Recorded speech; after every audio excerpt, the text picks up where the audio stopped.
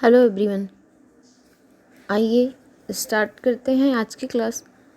और आज की क्लास में हम कुछ जीके जीएस के कुछ इम्पोर्टेंट क्वेश्चंस देखेंगे जो कि आने वाले एग्ज़ाम्स के लिए वेरी वेरी वेरी इम्पोर्टेंट साबित हो सकते हैं।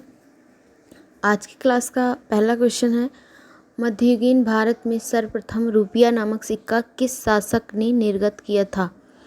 तो ऑप्शन ए है हुमायूं, बी अकबर, सी जहांगीर और डी है शेरशाह। ठीक है, तो आइए देखते हैं कि इसका आंसर क्या होगा। आप लोग भी बताने की कोशिश कीजिए। तो इसका आंसर है डी शेरशाह। तो शेरशाह का शासनकाल भारतीय मुद्रा के इतिहास में परीक्षण का काल था। ठीक है, और उसने जो है उसके चांदी के रुपए की तौल 180 ग्रेन थी, जिसमें 173 ग्रेन विशुद्ध चांदी होती थी। इस पर प्रायः अरबी अक्षरों के अतिरिक्त नागरी अक्षरों में भी सुल्तान का नाम अंकित रहता था। तो आइए अगले क्वेश्चन पे चलते हैं। महमूद गजनवी का दरबारी इतिहासकार कौन था? तो हसन निजामी, उतबी, फिरदौसी, चंदबरदाई। जिसका आंसर है बी उतबी। महमूद गजनवी के दरबार में शाहनामा के लेखक फिरदौसी, अलबरूनी, उतबी आदि विद्वान थे। उतबी महमूद गजनवी का इतिहासकार था। ये रही कुछ एडिशनल जानकारी। आइए अगले क्वेश्चन पर देखते हैं। प्राचीन पत्तन पुहार किसके तट पर स्थित था? ऑप्शन नंबर 1 है ताम्रपर्णी, कावेरी, पेरियार, वैगई। जिसका आंसर है कावेरी। पुहार काकंदी बंदरगाह कावेरी नदी पर स्थित था। इस प्रकार ये क्वेश्चन कंप्लीट हुआ। आइए अगले क्वेश्चन में चलते हैं। महावीर स्वामी को किस नदी के तट पर ज्ञानोदय प्राप्त हुआ था? तो ऑप्शन 1 है, 1 मतलब ए है स्वर्ण सिक्रता, बी है पलासिनी, सी है गंगा ऋजुपालिका। तो महावीर स्वामी का जन्म वैशाली के कुंडग्राम के ज्ञात्रिक कुल के तथा वज्र संघ के प्रधान सिद्धार्थ के घर में 540 ईसा पूर्व में हुआ था।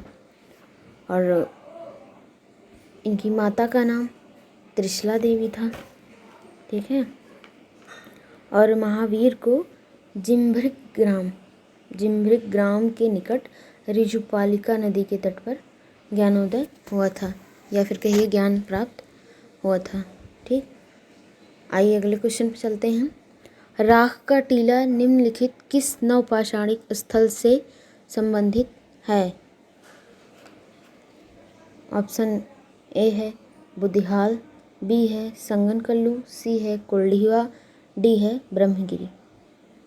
बताइएगा आप लोग ए, बी, सी और डी ऑप्शंस में से कौन सा ऑप्शन ठीक है। तो 5th का है संगनकल्लू, बी ऑप्शन। ठीक है, संगनकल्लू कर्नाटक में मैसूर के पास बेल्लारी जनपद में स्थित संगनकल्लू नामक नवपाषाणिक पुरा स्थल से राख का टीला मिला है। ऐसे क्या प्राप्त हुआ है? राख का टीला प्राप्त हुआ है। आइए अगले क्वेश्चन पर चलते हैं। 6वां क्वेश्चन है, किस अधिनियम के अंतर्गत प्रथम बार भारत में चुनाव के तत्व का प्रारंभ हुआ? ए है भारतीय परिषद 1861, बी भारतीय परिषद 1892, सी भारत सरकार अधिनियम 1909। तो और डी ऑप्शन है भारत सरकार अधिनियम 1919। बताइएगा आप लोग, ए बी सी या फिर डी। जिसका आंसर है बी ऑप्शन। क्या है? B option 1892। भारतीय राष्ट्रीय कांग्रेस की स्थापना 1885 में हुई थी। ओ ये है 1885। ठीक है, भारतीय राष्ट्रीय कांग्रेस की स्थापना 1885 में हुई थी। इसके फलस्वरूप ब्रिटिश संसद ने 1892 का भारतीय परिषद अधिनियम पारित किया। अतिरिक्त सदस्यों की संख्या केंद्रीय परिषद में बढ़ाकर कम से कम 10 और अधिकतम 16 कर दी गई। ये रही कुछ एडिशनल जानकारी। आइए अगले क्वेश्चन पर चलते हैं।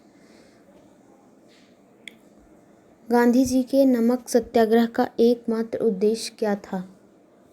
ऑप्शन है नमक कानून को निरस्त करना, सरकार के सत्ता की कटौती, आम लोगों के लिए आर्थिक राहत या फिर भारत के लिए पूर्ण स्वराज। ए बी सी या फिर डी, बताइएगा आप लोग। आपको वीडियो पसंद आ रही हो तो please like share and subscribe कीजिएगा और ज़्यादा से ज़्यादा लोगों तक सब्सक्राइब के माध्यम से, शेयर के माध्यम से पहुंचाइएगा। और कोई सुझाव हो तो कमेंट में भी आप लोग बता सकते हैं। तो इसका आंसर है नमक कानून को निरस्त करना। ठीक, आइए अगले क्वेश्चन पर चलते हैं। भारत की संसदीय व्यवस्था में शून्यकाल कहाँ से लिया गया है? तो भारत की संसदीय व्यवस्था में शून्यकाल कहाँ से लिया गया? ऑप्शन है संयुक्त राज्य अमेरिका, बी जापान, सी दक्षिण अफ्रीका या फिर उपयुक्त में से कोई नहीं। तो संयुक्त राज्य अमेरिका से लिया गया है। क्या? मौलिक अधिकार, न्यायिक पुनरावलोकन, मौलिक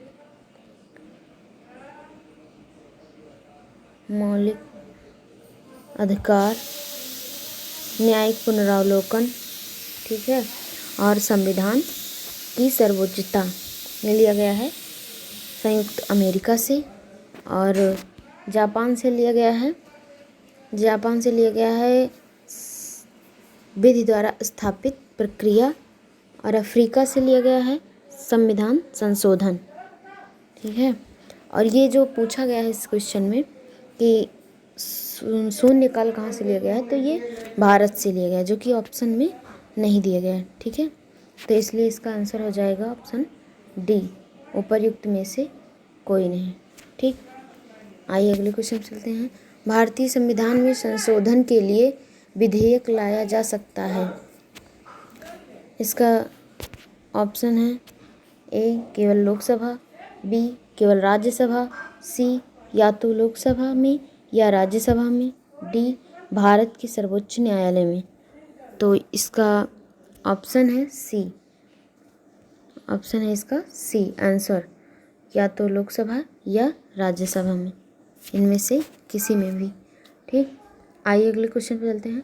भारत में स्थानीय शासन से संबंधित निम्नलिखित घटनाओं पर विचार कीजिए और उन्हें कालक्रमानुसार व्यवस्थित कीजिए। तो फर्स्ट है एलम सिंघवी समिति, और सेकंड है पीके थुंगन समिति, और थर्ड है अशोक मेहता समिति, फोर्थ है GKV राव समिति। नीचे दिए गए कूट से सही उत्तर का चयन कीजिए। ए में दिया गया है second, first, fourth, third. B में दिया गया है first, second, third, fourth. C में दिया गया है थर्ड, फोर्थ, फर्स्ट और सेकंड। और डी में दिया गया है फोर्थ, थर्ड, सेकंड और फर्स्ट। तो बताइएगा आप लोग भी नीचे कमेंट बॉक्स में, जिसका आंसर है सी, 3rd, 4th, 1st और 2nd। ठीक है,